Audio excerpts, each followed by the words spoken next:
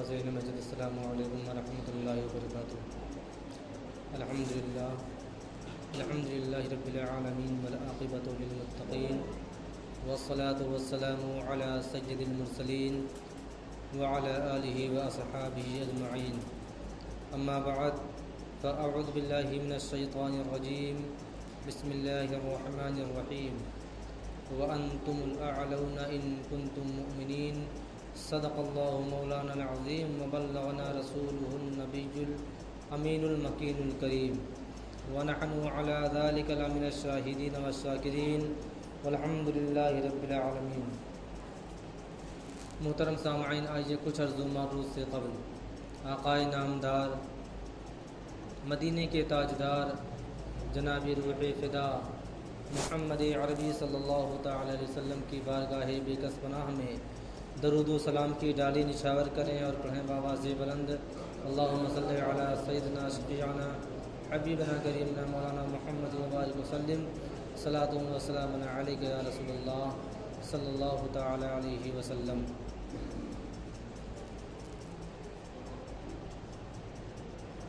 محترم سامعین،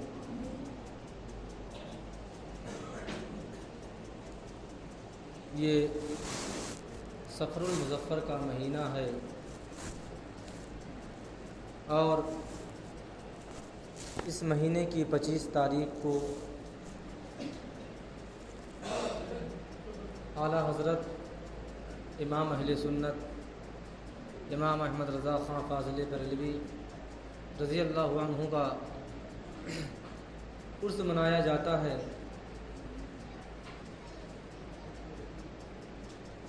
حضور اعلیٰ حضرت کی وہ ذات بابرکات ہے جنہوں نے اپنی مختصر سی زندگی میں اسلام و تبلیغ اور سنیت کی تبلیغ اتنی فرمائی کہ آج دنیا جب ان کی زندگی کا جائزہ لیتی ہے، پھر ان کے کارناموں کو دیکھتی ہے تو اسے بڑی حیرت ہوتی ہے کہ ایک انسان، ایک شخص اتنے کم عمر میں اتنا زیادہ کام کیسے کر سکتا ہے۔ محترم سامعین، کچھ لوگوں کو اس بات پر بھی اعتراض ہوتا ہے کہ امام احمد رضا خان فاضل بریلوی کو اعلیٰ حضرت کیوں کہا جاتا ہے، جبکہ کسی نبی کا نام لینا ہو، کسی صحابی کا نام لینا ہو، کسی تابعی، کسی اکابرین کا نام لینا ہو تو لوگ حضرت لگاتے ہیں، لیکن امام اہل سنت فاضل بریلوی رضی اللہ تعالیٰ عنہ کے نام کے آگے اعلیٰ حضرت کیوں لگایا جاتا ہے؟ معاذ اللہ، لوگوں کی یہ گندی سوچ ہے۔ کچھ لوگ سوچتے ہیں کہ اعلیٰ حضرت کو، امام احمد رضا خان فاضل بریلوی کو اعلیٰ حضرت کہہ کے دوسری لوگوں کو معاذ اللہ چھوٹا دکھانا مقصود ہے، حالانکہ ایسی بات نہیں ہے، بلکہ چونکہ بریلی میں آپ نے تربیت پائی، تعلیم و تربیت سے آپ پورے سیراب ہوئے اور اللہ تعالیٰ نے آپ کو وہ مقام، وہ مرتبہ عطا کیا کہ لوگ اپنی خوشی سے بریلی کے بڑے مولانا صاحب کے نام سے جانتے تھے۔ جب لوگوں میں چرچے ہو گئے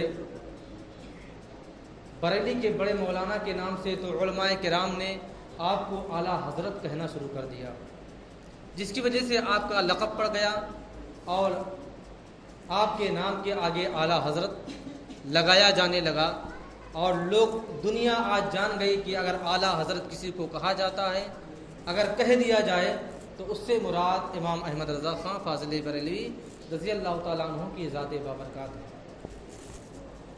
حالانکہ اعتراض کرنے والے تو اعتراض کرتے ہی رہتے ہیں۔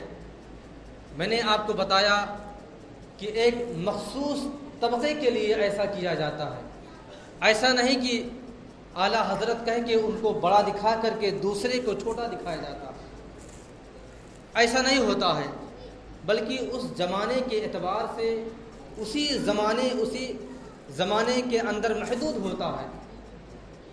ایسا نہیں کہ پچھلے جو بڑے لوگ گزر چکے ہیں یا ان سے بڑے لوگ جو آ چکے ہیں ان کو چھوٹا دکھایا جائے، معاذ اللہ، ایسی کوئی بات نہیں ہے۔ مثال کے طور پر آپ ایک مثال لے لیجئے، حضرت امام حسن رضی اللہ تعالیٰ عنہ جنتی جوانوں کے سردار ہیں، نماز رسول ہیں۔ حضرت امام حسین رضی اللہ تعالیٰ عنہ شہید کربلا ہیں، آپ بھی جنتی جوانوں کے سردار ہیں۔ ان کے علاوہ آپ دیکھیں امام باقر ہیں، امام جعفر ہیں، امام شافعی ہیں، امام مالک ہیں، امام حنبل۔ اب آپ دوسری طرف اپنے ذہن کو لے جائیں، دیکھیں کہ نعمان بن ثابت رضی اللہ تعالیٰ عنہ، جن کی ہم اقتدا کرتے ہیں، جو ہمارے امام ہیں، جن کو امام اعظم ابو حنیفہ کہا جاتا ہے۔ اب کوئی یہ سوال کرے کہ امام حسن امام حسین کو تو امام اعظم نہیں کہا گیا اور نعمان بن ثابت کو امام اعظم کیوں کہا گیا؟ تو یہاں کوئی تذلیل تحقیر کرنا مراد نہیں ہے، کسی کو چھوٹا دکھانا مقصود نہیں ہے، لیکن زمانے کے اعتبار سے مخصوص طبقے کے لیے وہ لوگوں نے لقب دے دیا اور اسی سے آپ مشہور ہو گئے۔ تو اعلیٰ، کیونکہ اعلیٰ کا مطلب بھی بڑا ہی ہوتا ہے اور لوگ بڑے حضرت بھی کہتے ہیں، تو اب بڑے حضرت کہا جائے یا اعلیٰ حضرت کہا جائے، معنی تو ایک ہی۔ ایسے امام اعظم ابو حنیفہ کہا جاتا، اعظم کا معنی بھی بڑا ہوتا ہے، اعلیٰ کا معنی بھی بڑا ہوتا ہے، یعنی وہ امام میں سب سے بڑے ہیں۔ لیکن اب وقت کی بات ہوتی ہے، زمانے کی بات ہوتی، ایسا وہاں یا یہ مراد نہیں کہ امام حسن سے بڑے ہیں، امام حسین سے ان کا مرتبہ بڑا ہے، ایسا نہیں، بلکہ لقب پڑ جاتا ہے۔ وہی مطلب اعلیٰ حضرت کا بھی ہے۔ اعلیٰ حضرت امام احمد رضا خاں فاضل بریلوی رضی اللہ تعالیٰ عنہ کا عرس مبارک 25 صفر المظفر کو منایا جاتا ہے۔ آپ کی پوری زندگی 68 سال کی تھی۔ آپ کی پیدائش 10 شوال المکرم ہفتے کی دن یعنی سنیچر کے دن ہوتی ہے۔ آپ کی پوری عمر کا خاکہ یہ ہے کہ آپ 4 سال کی عمر میں قرآن پاک کا ناظرہ آپ نے مکمل کر لیا تھا۔ 6 سال کی عمر میں آپ نے ایک بہترین اور تقریر فرمائی، اور جس کا دورانیہ تھا کہ آپ نے مسلسل 2 گھنٹے تک تقریر فرمائی۔ ایسا نہیں کہ ہمارے اور آپ کے سامنے تقریر کی یا کسی چھوٹے طبقے کے سامنے یا کسی کم علم کے سامنے یا کسی بچے کے سامنے، بلکہ اعلیٰ حضرت نے 6 سال کی عمر میں بڑے بڑے علماء کرام، فقہاء کرام کے درمیان ان کے بیچ میں رہ کر کے آپ نے تقریر فرمائی، اور مسلسل 2 گھنٹے تک آپ نے تقریر فرمائی۔ یہاں تک تاریخوں میں آتا ہے کہ اتنے بڑے بڑے علماء کرام تھے کہ اگر وہ علماء اپنے اپنے وقت میں الگ الگ ٹائم پہ آتے تو اپنے اپنے وقت کے مجدد ہوتے، اور ایسے علماء کرام کے درمیان اعلیٰ حضرت نے 6 سال کی عمر میں 2 گھنٹے مسلسل تقریر فرمائی۔ اور جب آپ کی عمر 8 سال کی ہوتی ہے تو ایک کتاب ہے نحو کی، جس کو ہدایت النحو کہا جاتا ہے، علماء بخوبی اس سے ان کی جانکاری میں ہے، جو عالم دین ہوتے ہیں، جو علم دین سے مالا مال ہوتے ہیں، وہ اس کتاب کو ان کے درس نظامیہ میں کتاب پڑھائی جاتی ہے۔ یہ نحو کی بہت بہترین اور جامع کتاب ہے اور پوری عربی میں کتاب ہے۔ اعلیٰ حضرت نے 8 سال کی عمر میں اسی ہدایت النحو کی شرح عربی میں لکھ دیا، جبکہ پوری کتاب عربی میں ہے۔ 8 سال کی عمر میں اللہ تعالیٰ نے آپ کو وہ علم عطا فرمایا، اور جب آپ کی عمر مبارک 14.25 سال کی ہوئی تو آپ پورے عالم دین مکمل بن کے آپ کی فراغت ہو گئی، اور کم و بیش 14 سال کی عمر میں آپ کے والد ماجد نے، مفتی نقی علی خان نے آپ کو مسند افتاء پر بٹھا دیا، یعنی آپ کو فتویٰ دینے، فتویٰ لکھنے کی آپ کو اجازت دے دی، جبکہ یہ بہت مشکل کام ہوتا ہے بہت کٹھن کام ہوتا ہے فتویٰ دینا، فتویٰ لکھنا، لیکن اعلیٰ حضرت عظیم البرکت علیہ رحمت و رضوان کی وہ ذات بابرکات تھی کہ آپ نے 14 سال کی عمر میں، اس مختصر سی عمر میں آپ نے فتویٰ نویسی کا کام انجام دینا شروع کر دیا۔ آپ کی عمر جب 19 برس کی ہوتی ہے تو آپ ازدواجی زندگی میں آ جاتے ہیں، آپ کی شادی ہو جاتی ہے۔ آپ کی عمر جب 21 سال کی ہوتی ہے تو اعلیٰ حضرت نے اس وقت 21 سال کی عمر میں پہلا حج ادا فرمایا، اور جب آپ کی عمر 51 سال کی ہوتی ہے تو آپ نے دوسرا حج ادا فرمایا، اور آپ کی پوری زندگی، پوری عمر 68 سال کی تھی۔ لیکن جب علماء کرام نے، بڑے بڑے محدثین نے جب آپ کی عمر کا خاکہ اتارا اور آپ کے علمی کارناموں کو دیکھا اور جب آپ کی تصانیف کو دیکھا، آپ کی لکھی ہوئی کتابوں کا مطالعہ کیا تو دنیا حیران رہ گئی، دنیا سوچنے پر مجبور ہو گئی کہ اتنا بڑا کام کرنے کے لیے تو کئی سو سال کی عمر درکار ہے۔ اعلیٰ حضرت نے صرف 68 سال کی مختصر سی زندگی میں اتنا بڑا کارنامہ کیسے کر دکھایا؟ یہ سب اعلیٰ حضرت کی کرامت تھی، اور آپ پر اللہ تبارک و تعالیٰ کا بہت بڑا فضل تھا، آپ پر اولیاء کرام کا، غوث اعظم کا آپ پر بہت بڑا سایہ تھا کہ اعلیٰ حضرت نے آپ اپنی مختصر سی زندگی میں اتنا بڑا کارنامہ انجام دیا۔ حضور، اور آپ جب 6 سال کی عمر میں تھے، آپ ابھی میں نے بتایا کہ آپ نے مسلسل 2 گھنٹے کی تقریر فرمائی، لیکن وہ تقریر کس موضوع پر تھی؟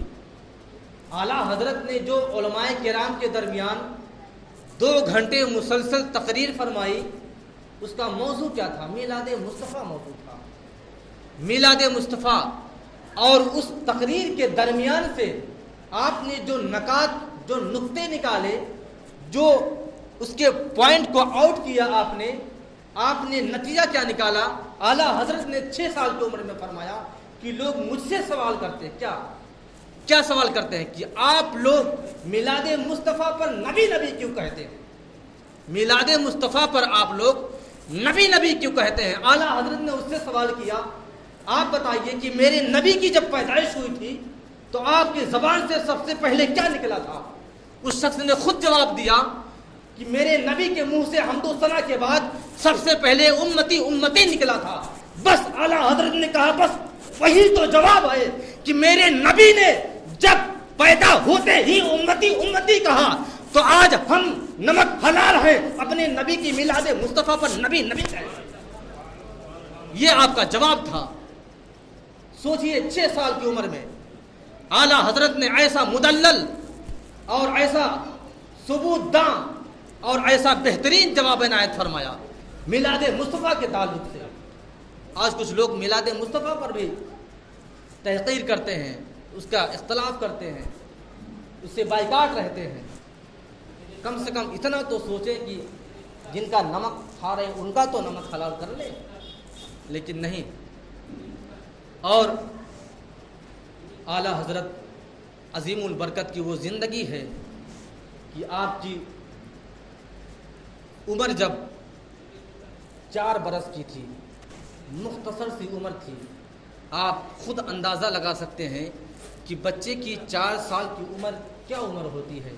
اس میں بچہ ابھی بولنے کے قابل ہوتا ہے، اس کو کچھ بولنے کی تمیز آتی ہے، لیکن اعلیٰ حضرت کے نظریے کا مشاہدہ کیجیے، اعلیٰ حضرت کے ذہن و فطین کا، ان کے ذہن کا، ان کے عقل کا مشاہدہ کیجیے کہ آپ ایک بازار میں جا رہے تھے، بازار سے گزر رہے تھے، آپ کی نگاہ بازاری کچھ عورتوں پر پڑی، یعنی طوائفوں پر آپ کی نظر پڑتی ہے، لیکن اس وقت اعلیٰ حضرت کی کم سن عمر تھی، چھوٹے تھے، آپ پر ابھی کوئی چیز فرض نہ تھی۔ اعلیٰ حضرت صرف کرتے میں تھے، اور کرتا چونکہ لمبا ہوتا ہے، اور اگر کرتا آدمی لمبا پہن لے بچہ تو اس کو نائکا پہننے کی ضرورت نہیں پڑتی۔ اعلیٰ حضرت عظیم البرکت علیہ رحمت الرضوان 4 سال کی عمر میں آپ کی نگاہ طوائفوں پر پڑتی، طوائف کی ایک جماعت پر۔ اعلیٰ حضرت نے کیا کیا کہ اپنے دامن کو اٹھا کر کے اپنے آنکھ پہ رکھ لیا۔ اب جب اپنے کرتے کے دامن کو اپنے آنکھ پہ رکھا تو آپ کا سطر کھل گیا، لیکن ابھی آپ کی عمر بہت کم ہے، 4 سال کی عمر۔ لیکن ان طوائفوں نے کہا کہ بچہ کتنا کم عقل ہے، اتنا نہیں سوچ پا رہا ہے کہ جس دامن سے اپنے آنکھوں کو بند کرا چھپا رہا ہے اس کی جگہ پر اس کا سطر کھل گیا ہے، اس کو چھپانے کے بجائے اپنی آنکھوں کو چھپا رہا ہے۔ طوائفوں نے ہنسنا شروع کر دیا اور کہا اے بچے، تو نے سطر کو کھول کر کے اپنی آنکھوں کو کیوں چھپایا؟ اعلیٰ حضرت نے ایسا جواب دیا، ایسا حکیمانہ جواب عنایت فرمایا کہ ان تمام عورتیں دنگ رہ گئیں اور سوچنے پر مجبور ہو گئی کہ بچہ ایسا جواب کیسے دے رہا ہے۔ اعلیٰ حضرت نے اس 4 سال کی عمر میں فرمایا کہ میں نے اپنے گھر سے سنا ہے کہ اگر نگاہ برا منظر دیکھتی ہے تو سب سے پہلے اس کا ذہن خراب ہوتا ہے اور اس کے دل میں لالچ پیدا ہوتی ہے، اور جب دل میں لالچ پیدا ہو جاتی ہے تو دل اور اس کا نفس گناہ کرنے کے لیے آمادہ ہو جاتا ہے۔ لیکن میں نے تمہارے بنسبت تمہارے سامنے اپنی آنکھوں کو چھپایا ہے، کیونکہ میں نے اپنے گھر سے سنا ہے کہ اگر نگاہیں غلط چیزوں کو دیکھ لیتی ہیں تو اس کا دل بے قابو ہو جاتا ہے اور اس کا نفس بے قابو ہو جاتا ہے، اور میں نے یہ کام نہیں کیا ہے بلکہ میں نے اپنے آنکھوں کو چھپایا ہے تاکہ میرا دل گناہوں کی طرف مائل نہ ہو اور بری طرف میری نگاہیں نہ جائیں۔ تمام طوائف سن کر بے آلودہ اور بے افسردہ ہو جاتی ہیں کہ اس چھوٹے سے بچے نے ایسا جواب دیا کہ ہمارے ذہن کو کھول کر کے رکھ دیا۔ بتانے کا مقصد یہ ہے کہ اعلیٰ حضرت عظیم البرکت ایسی ذات کا نام ہے جنہوں نے سنیت کے لیے اتنا بڑا کام کیا کہ آج لوگ ان کی لکھی ہوئی کتابوں کا فائدہ اٹھاتے ہیں، آج ان کے دیے ہوئے فتووں کا استعمال کرتے ہیں۔ اعلیٰ حضرت نے 14 سال کی عمر میں جب آپ بسند افتاء پر بیٹھے تھے تو سب سے پہلے معلوم ہے آپ نے کیا فتویٰ دیا تھا؟ سب سے پہلے اعلیٰ حضرت نے رضاعت کے بارے میں فتویٰ دیا تھا۔ رضاعت کے بارے میں جو شخص سوال کیا آپ سے رضاعت کے بارے میں، سوال کرنے والے سائل نے کیا، رضاعت اس کو کہا جاتا ہے کہ اگر بچہ دوسری عورت کا دودھ پی لے تو پھر وہ اس کا رضاعی بیٹا کہلاتا ہے، اسی کو رضاعت کہا جاتا ہے۔ اور رضاعت میں حرمت اس کے کچھ مسائل ہیں کہ اگر بچہ کسی عورت کا دودھ پی لیا تو پھر نہ تو اس عورت سے وہ بچہ شادی کر سکتا ہے، نہ اس کی ماں سے، نہ اس کی بہن سے، نہ اس کی بیٹی سے۔ رضاعت کی حرمت اس پر لاگو ہو جاتی ہے۔ اعلیٰ حضرت کے پاس سوال آیا کہ اگر کسی بچے نے اپنے ماں کسی اور عورت کا دودھ نہیں پیا بلکہ اس کے ناک کے ذریعے سے اس کے معدے تک دوسری عورت کا دودھ پہنچایا گیا تو اب شریعت اس کے بارے میں کیا کہتی ہے؟ کیا اس پر رضاعت ثابت ہوگی؟ کیا رضاعت کی حرمت اس پر لاگو ہوگی؟ اعلیٰ حضرت کے پاس پہلا فتویٰ آیا۔ آپ 14 سال کی عمر میں، سوچئے کتنی کم عمر آپ کی تھی، آپ نے فرمایا کہ اگرچہ ناک کے ذریعے سے دوسری عورت کا دودھ اس کے معدے تک پہنچایا گیا ہے تو رضاعت ثابت ہو جائے گی اور حرمت لگے گی۔ یہ آپ نے فتویٰ دیا۔ جب فتویٰ لینے والے نے واپس آیا تو چونکہ آپ کے والد ماجد مفتی علی نقی علی خان رحمۃ اللہ تعالی علیہ کے پاس فتویٰ لے کے آیا تھا، آپ کے والد ماجد نے اعلیٰ حضرت کو دیا، اس کا جواب آپ کو دینا ہے کیونکہ مسند افتاء پر آپ بیٹھے ہیں۔ وہ شخص جب آیا تو کہا حضور جو میں نے فتویٰ دیا تھا، جو پوچھا تھا سوال، اس کا جواب تیار ہے۔ آپ کے والد ماجد نے کہا کہ ہاں جائیے کمرے میں مفتی صاحب بیٹھے ہیں، ان سے لے لیجیے، آپ کا جواب تیار ہے۔ کمرے میں گیا تو دیکھا 14 سال کا بچہ بیٹھا ہے۔ واپس آئے گا حضور وہاں تو ایک بچہ بیٹھا ہے، کوئی مفتی صاحب نہیں ہے وہاں۔ آپ کے والد ماجد نے کہا کہ وہی تو سب سے بڑے مفتی ہیں، آپ نے ان کو پہچانا کہاں؟ آپ کے سوالوں کا جواب انہوں نے ہی عنایت کیا ہے، جائیے اور اپنے سوالوں کا جواب دیجیے۔ محترم سامعین، بتانے کا مقصد یہ ہے کہ اعلیٰ حضرت عظیم البرکت علیہ رحمت و رضوان نے ایسا کام کیا ہے کہ آج دنیا اور اس خاکدان گیتی پر بڑے بڑے علماء کرام، فقہاء کرام نے ان کے دیے ہوئے سوالوں کے جواب سے اپنے سوالوں کا جواب دیتے ہیں اور انہی کی کتابوں کو پڑھ کر کے مفتی کہلاتے ہیں۔ یہ اعلیٰ حضرت عظیم البرکت کی سب سے بڑی کرامت ہے۔